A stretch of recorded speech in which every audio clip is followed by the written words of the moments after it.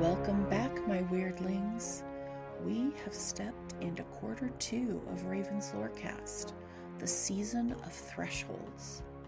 If quarter 1 was about origins, about where we come from, quarter 2 is about crossing. Crossing out of what no longer fits, crossing toward what is becoming, crossing the quiet line between survival and alignment. You don't have to be perfect to cross. You only have to be willing. So wherever you're listening from, I'm glad you're here. Because this quarter, we are not chasing perfection. We are practicing becoming. All right, weird ones. Wit, wisdom, witchcraft. Let's begin.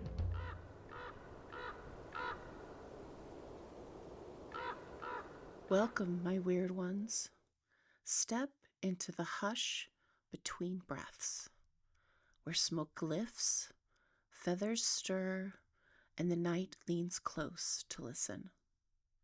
Take a slow breath with me. In and out.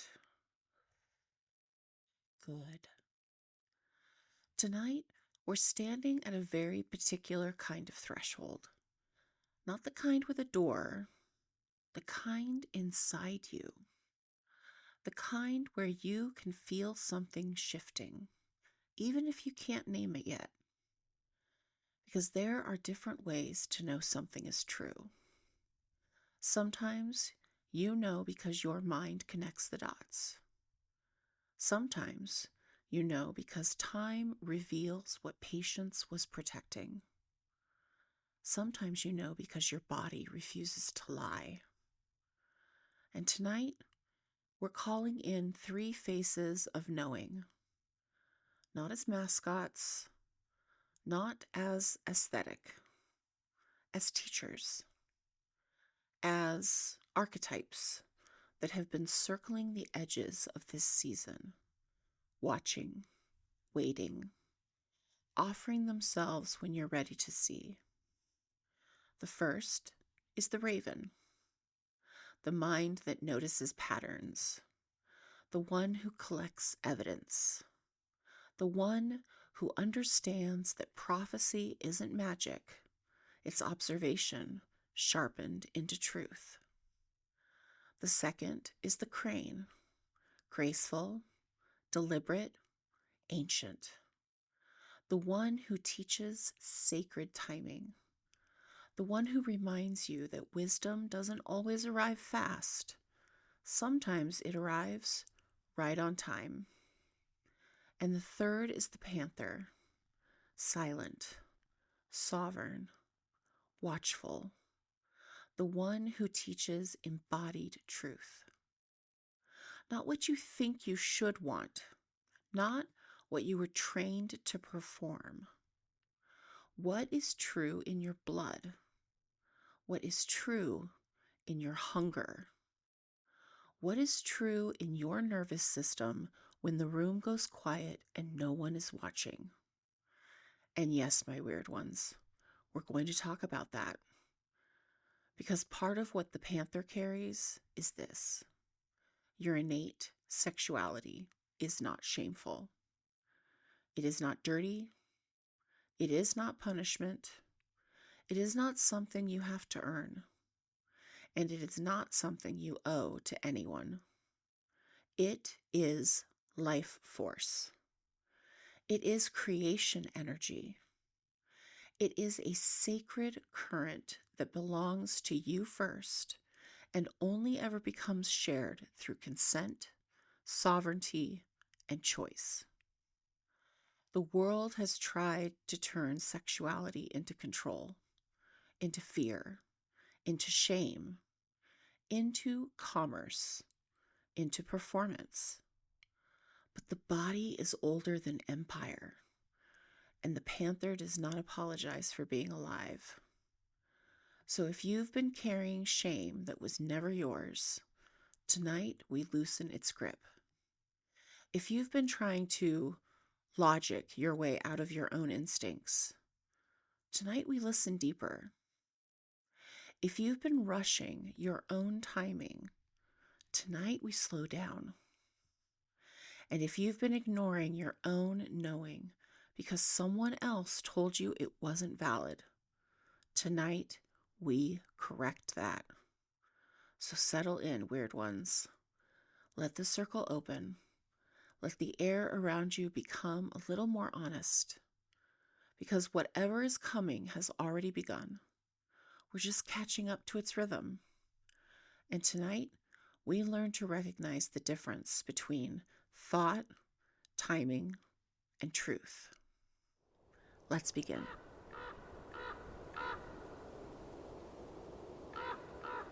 The first to arrive is the raven, not as omen, as invitation. Because the raven doesn't just show up. The raven observes. The raven watches patterns.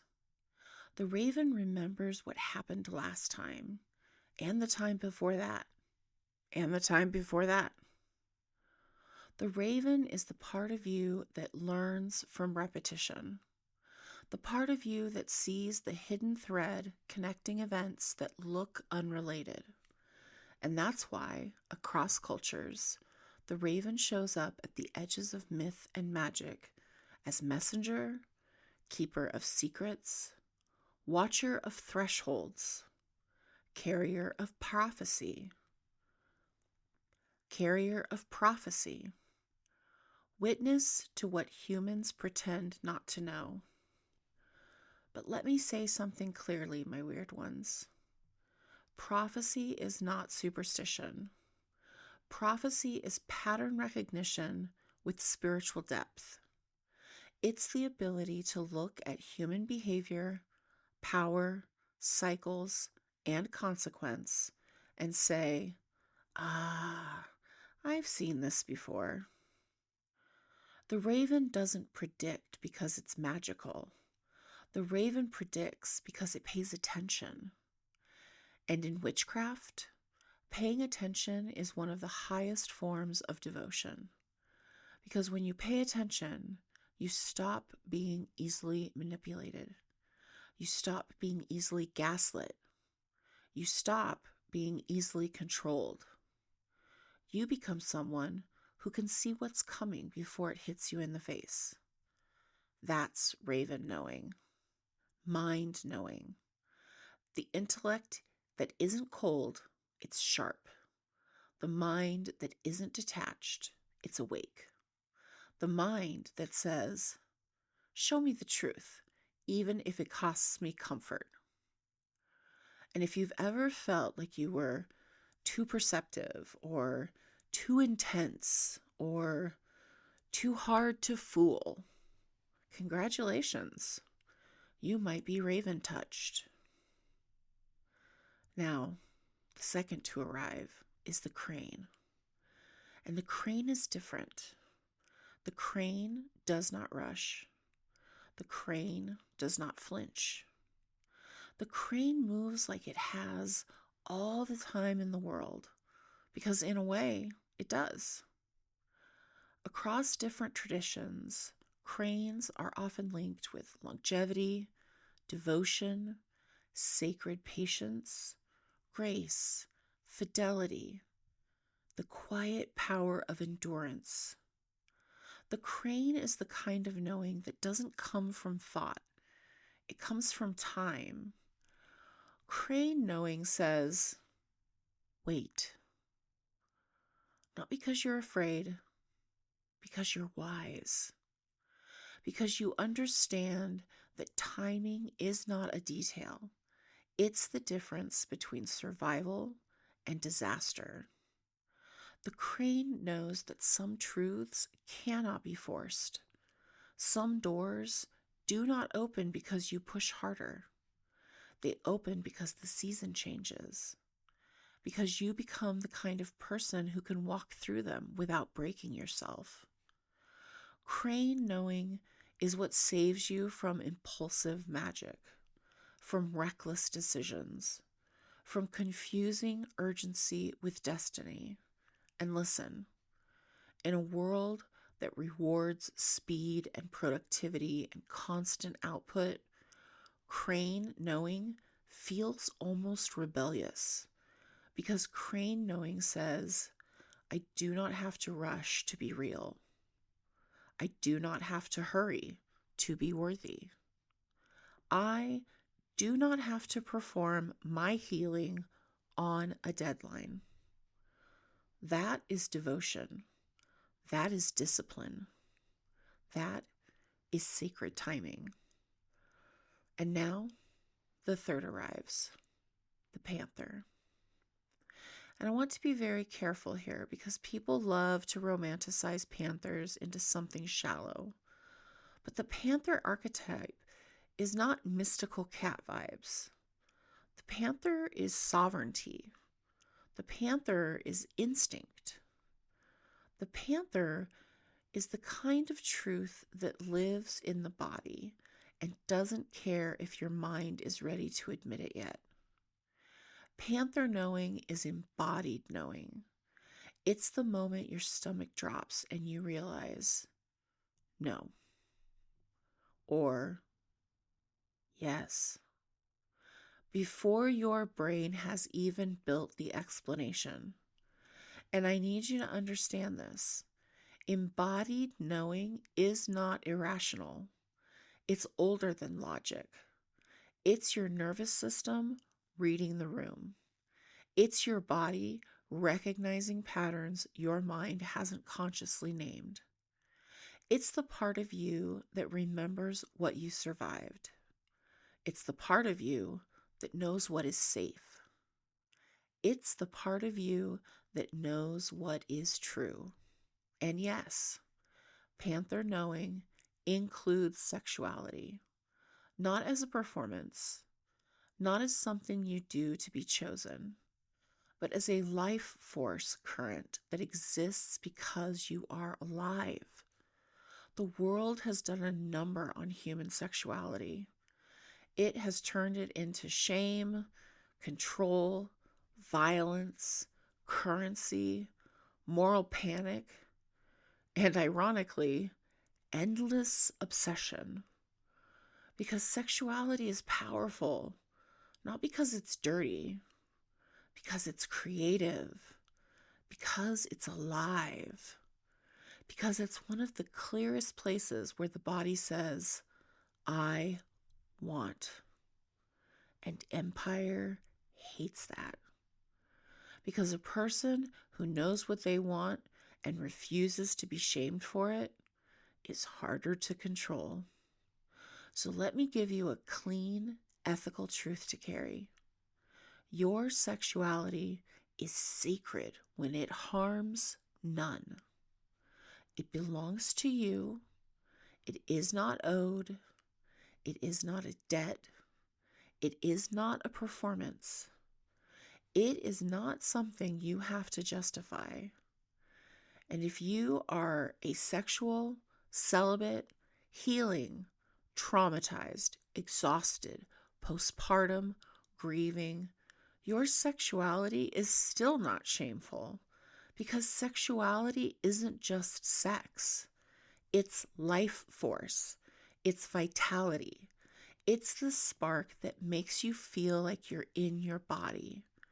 It's your capacity for pleasure in whatever form is true for you. And pleasure is not frivolous. Pleasure is a nervous system signal that says, I am safe enough to feel. That is powerful. That is witchcraft. Now, here's the real lesson of this episode. Most of us were taught to privilege one kind of knowing.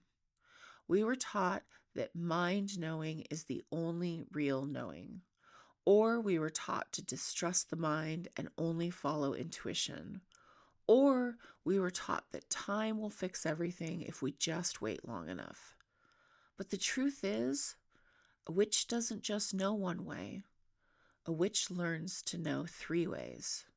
Raven knowing, what patterns are repeating? Crane knowing, what is the right timing?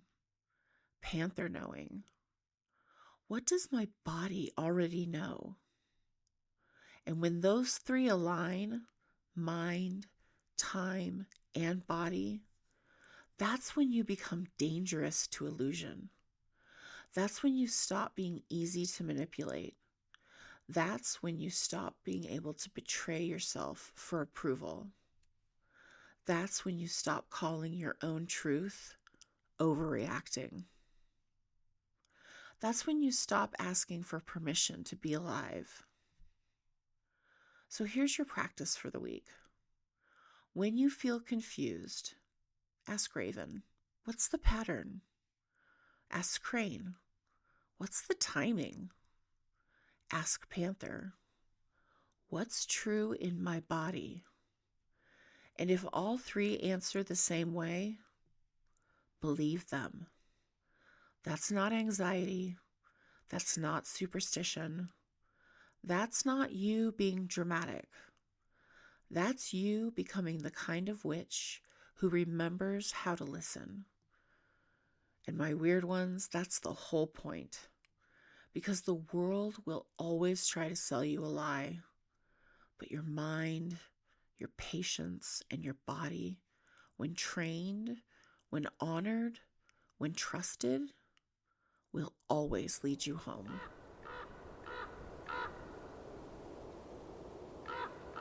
All right, my bright ones, we've called the raven, the crane, and the panther into the circle.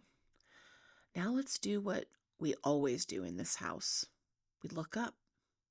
Because the sky is not a horoscope vending machine. It's not a cosmic personality quiz. It's not a punishment. It's a living calendar. It's a mirror. It's a map. And tonight, May 10th, 2026, the heavens are speaking in a way that matches our theme so perfectly, I almost don't trust it. Because this sky is doing the same thing we're doing in this episode. It's showing us 3 ways to know. On May 10th, we begin the day with a last quarter moon, exact at 9:50 a.m. Eastern Time. And by the end of the day, it slides toward the waning crescent. Illumination sits around 44%, which means this is not a big, bright, full moon revelation kind of night. This is a discernment moon, a sorting moon, a truth without the drama moon. Last quarter is the phase where the moon says, what did you learn? What are you keeping? What are you done carrying? This is the moon of edits, the moon of trimming the fat, the moon of realizing that something you used to tolerate is no longer compatible with who you're becoming.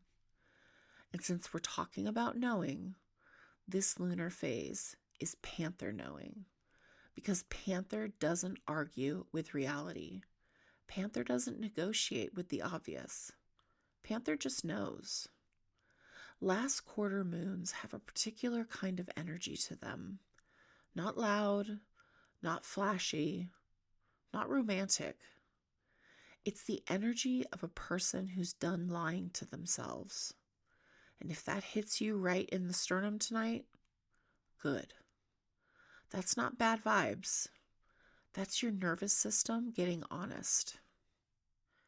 Now, by May 10th, the moon is moving through Aquarius. Aquarius is the sign of collective intelligence, rebellion against control, seeing the system behind the story, innovation, truth that doesn't ask permission. Aquarius isn't here to soothe you. Aquarius is here to wake you up. Aquarius is raven knowing. It's the part of you that steps back and says, wait, why do we do it like this? Who benefits from me being confused?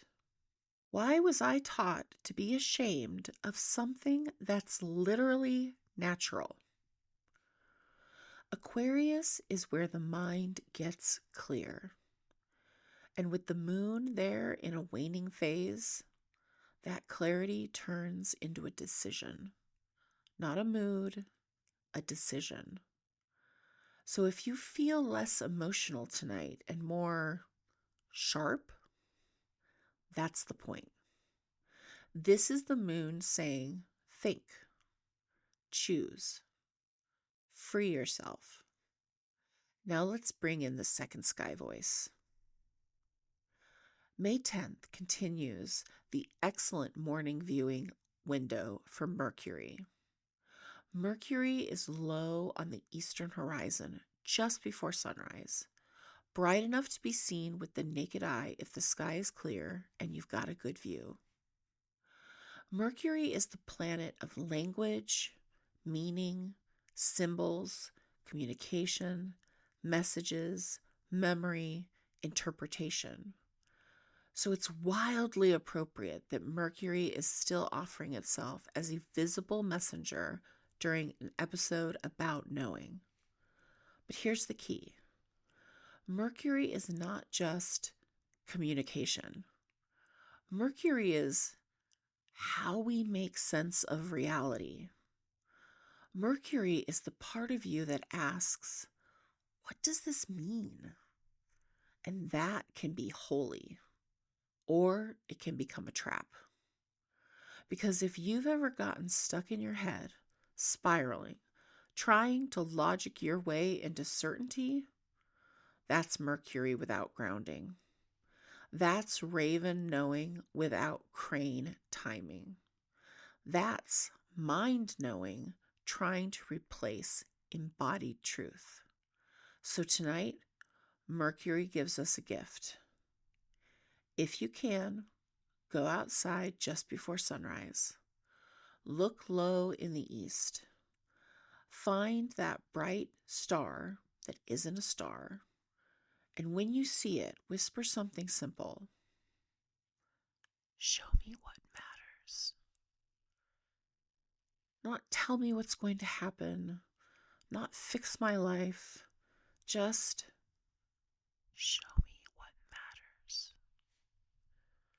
Because that's what Mercury does when we use it wisely. It doesn't control the future. It clarifies the signal.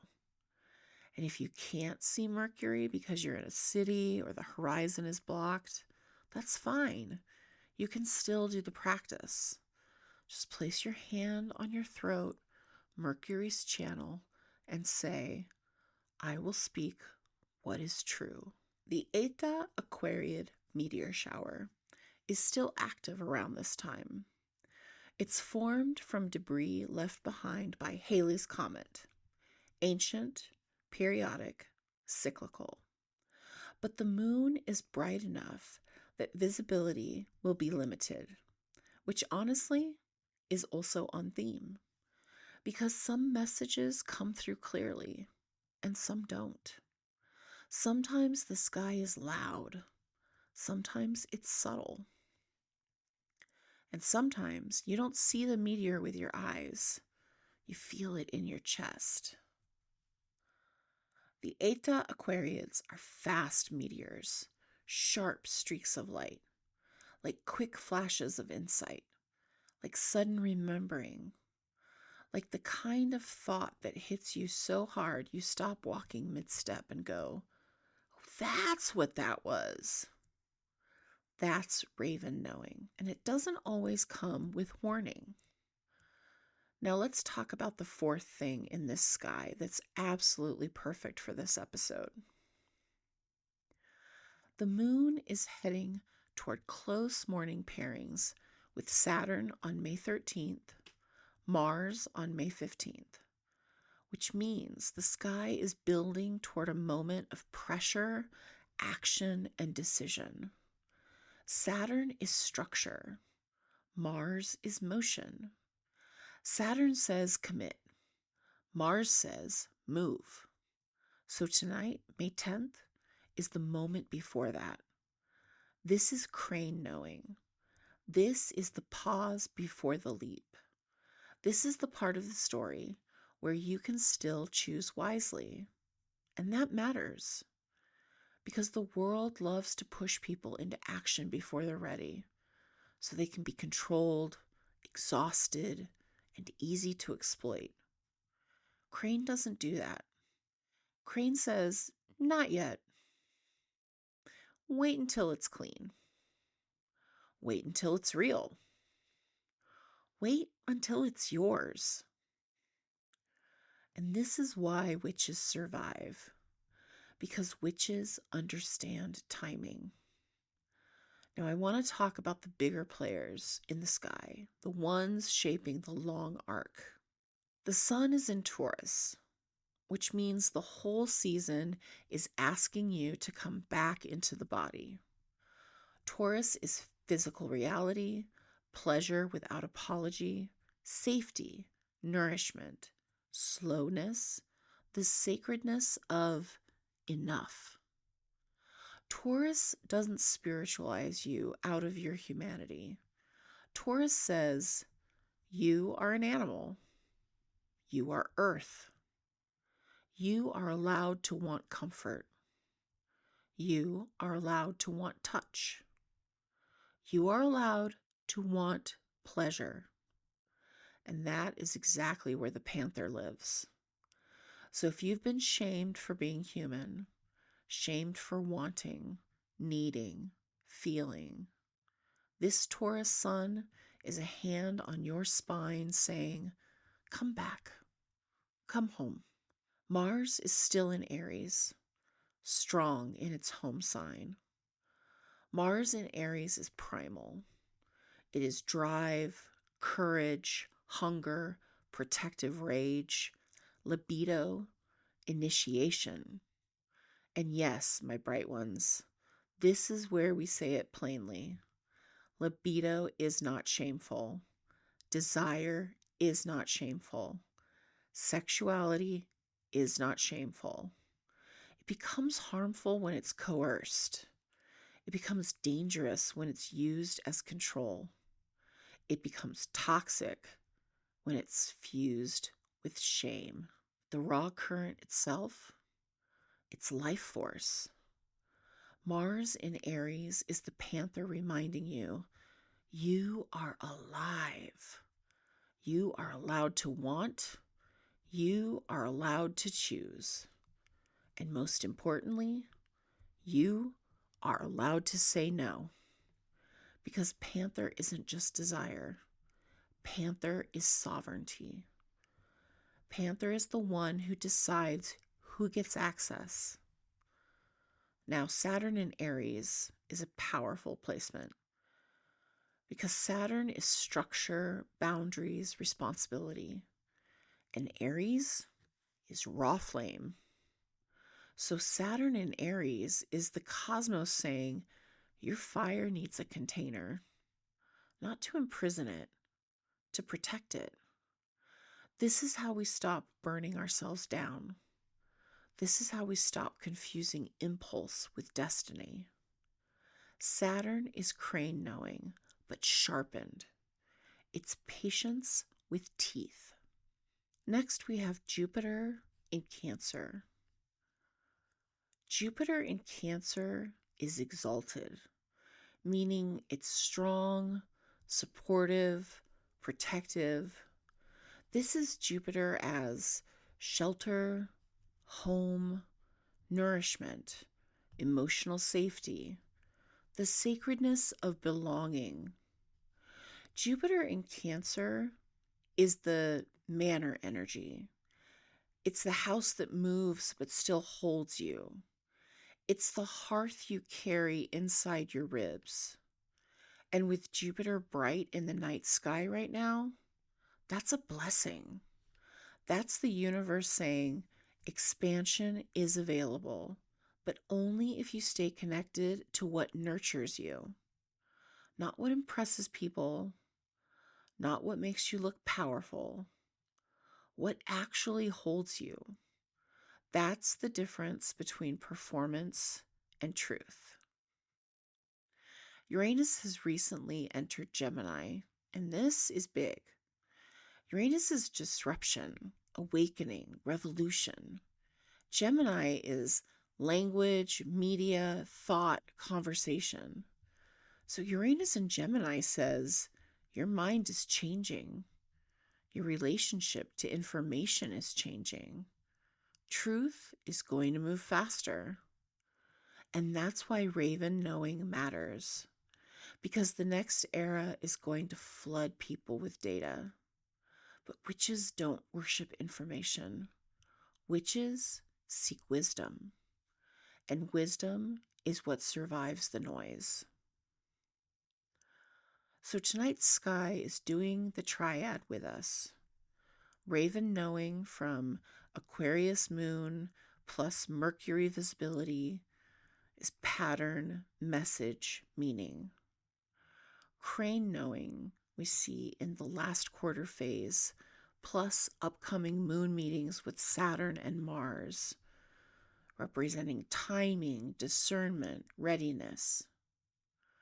Panther knowing comes from Taurus season, plus Mars in Aries and Jupiter in Cancer, representing body, desire, protection, home. And if you've been stuck trying to know things in only one way, stuck in your head, stuck in your feelings, stuck in waiting, this week is an invitation to balance the triad, because you were never meant to live as only mind, or only instinct, or only patience.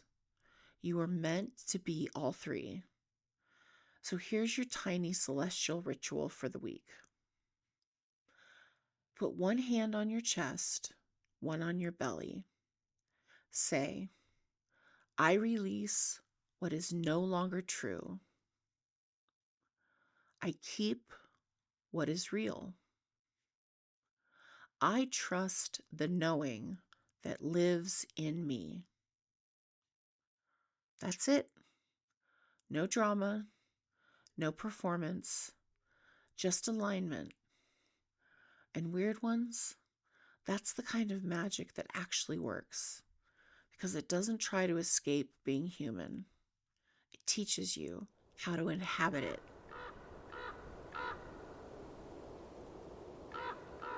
The sky has spoken in three voices tonight. Raven, the mind that sees the pattern. Crane, the patience that knows when to move. Panther, the body that tells the truth before you can explain it. So now we do what we always do after the stars finish their sermon. We bring the magic home, into our hands, into our senses, into something warm and real. Tonight's kitchen witchery is called the Feast of Flight. Baked strawberry and apricot foil pouches kissed with sugar, clove, and cardamom. It's simple, it's bright, it's soft in the middle and caramelized at the edges, and it tastes like a truth you finally stopped arguing with. This isn't dessert in the way the world tries to shame you for wanting sweetness. This is nourishment. This is pleasure without apology. This is the Panther reminding you, being human is not a moral failure. And yes, weird ones, this includes your innate sexuality.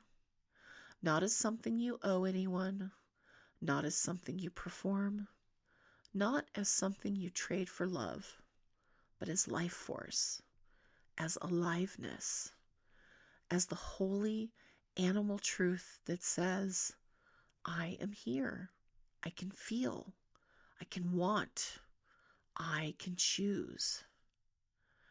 So if you've ever been taught that pleasure is dangerous, or that desire makes you dirty, or that the body is something to conquer, tonight we reverse that spell with fruit and fire.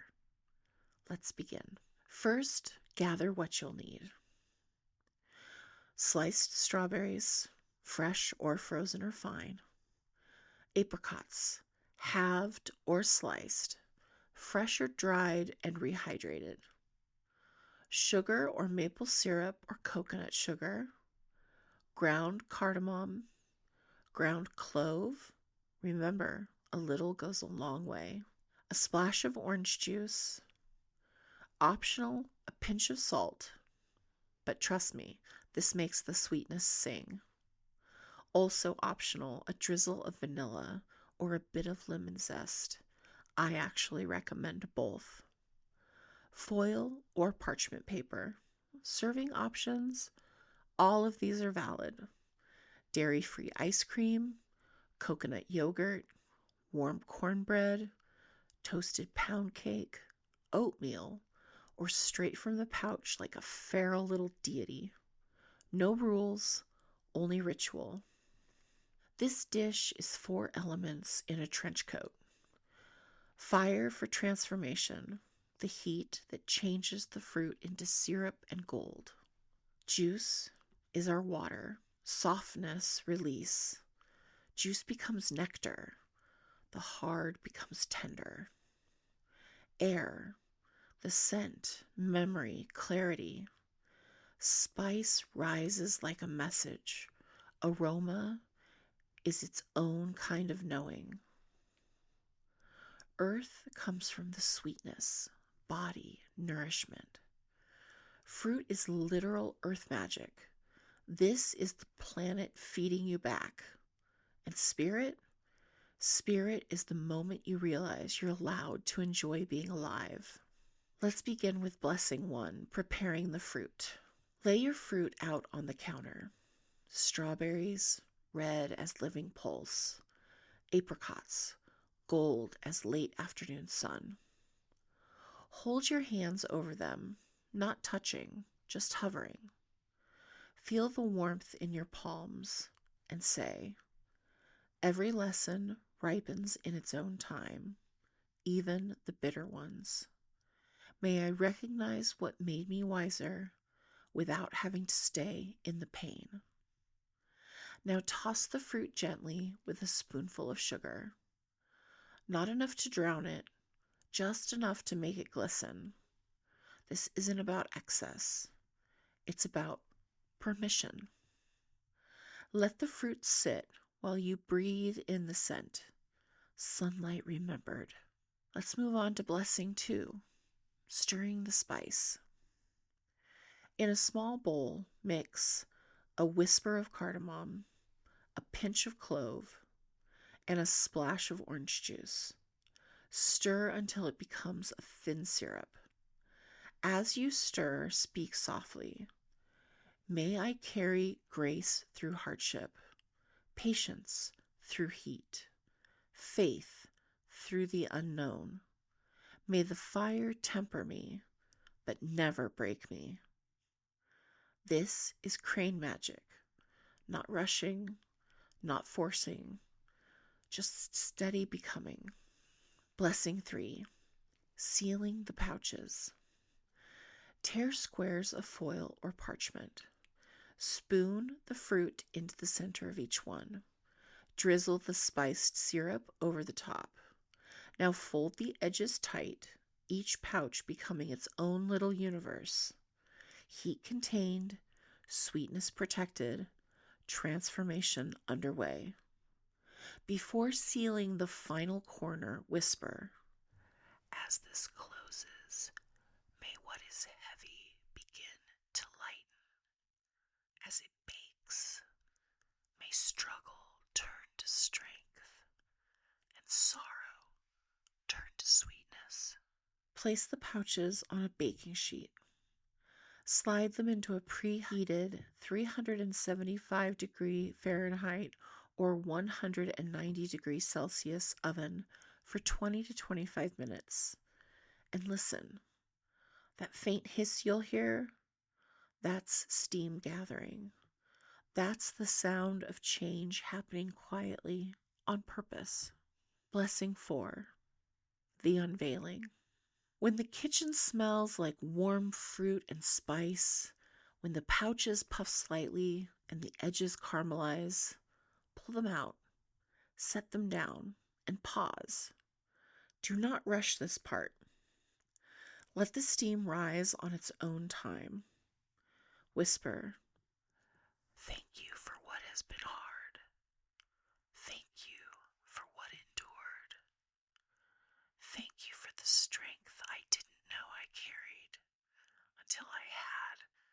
choice but to find it. Then open each pouch like a gift.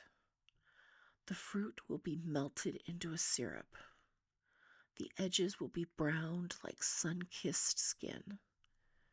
And my weird ones, this is the moment the spell becomes edible. Spoon it over something soft, or eat it straight from the foil with reverence. No shame, no apology, no shrinking. Let me say this plainly, because some of you need to hear it like a bell. Pleasure is not the enemy of holiness. The world told you it was, but pleasure makes people harder to control. A person who knows how to feel joy in their own body is not easily owned. So tonight, as you eat, let sweetness be a form of remembering. Not remembering trauma, not remembering what hurt you, remembering what's true. You were born with senses for a reason. You were born with desire for a reason. You were born with aliveness in your blood for a reason. And none of that is shameful. None of it. Eat slowly. Taste how heat turns fruit into nectar. Taste how spice makes the whole room feel alive.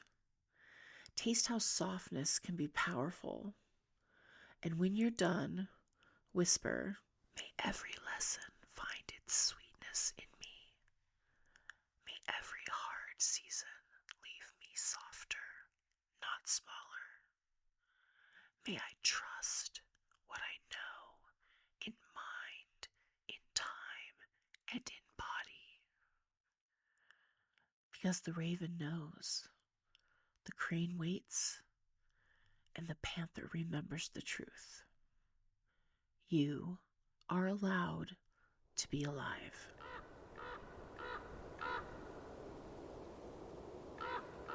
Weird ones, take one more breath with me. In and out. Good. Because this episode wasn't just a story, it was a map. Tonight, we stood at the crossroads of 3 kinds of knowing, and you don't need to choose only one. You need all 3. The mind that sees patterns comes from raven knowing. The intelligence that connects the dots. The voice inside you that whispers, "Pay attention." Raven knowing is not paranoia. It's literacy. It's learning the language of symbols so you can stop being manipulated by people who count on you staying confused. Then we have crane knowing, the patience that waits without collapsing, the devotion that holds steady when the world tries to rush you into a decision you'll regret. Crane knowing is sacred timing. It's the wisdom of not yet. It's the strength to say, I will move when it's true, not when I'm pressured. And finally, we have panther knowing, the knowing that lives in the body, the instinct that flares before you have evidence, the boundary that rises before you have words, the truth that lands in your gut like thunder. Panther knowing is protection. It is sovereignty. And yes, weird ones, panther knowing also includes the fact that you are human. You are a creature of senses, of breath, of hunger, of longing, of touch, of desire. Not as something shameful, not as something you owe anyone, not as something to perform, but as life force, as the holy current that reminds you you are alive. And if you were taught that your body was a problem, if you were taught that pleasure makes you weak, if you were taught that desire is dangerous, I want you to hear me clearly. The shame was never yours. It was installed, and you are allowed to uninstall it. So here's your closing spell for the week. Place one hand on your mind, one hand on your heart, and say, I trust what I know. I honor my timing. I live inside my body without shame. That's it. That's the work. Not perfection, not performance, truth, timing, embodiment. And my weird ones, if you made the Feast of Flight tonight, or if you want more ritual meals like it, I've got you. Come find me on Pinterest, Raven's Lorecast. That's where I keep the kitchen witchery recipes so you can save them, revisit them, and build your own grimoire of nourishment. Until next time, walk gently, watch closely, trust the part of you that already knows.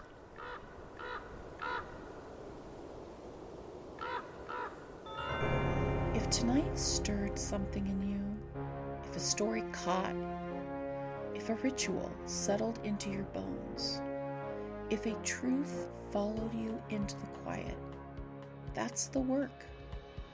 Quarter 2 is about thresholds, and thresholds aren't destinations, they're decisions. If you'd like to keep walking with me between episodes, you can find Raven's Lorecast on Facebook, Blue Sky, Twitter, Pinterest, and TikTok. You can find me on Instagram at ravens_lore_cast. These are where the conversation continues, the visuals unfold, and the circle stays open. If you're called to go even deeper, the Patreon door is there when you're ready. No pressure, no chasing. Just another threshold you can step through when it feels true. Until next time, wit, wisdom, witchcraft. See you at the doorway, my weirdlings.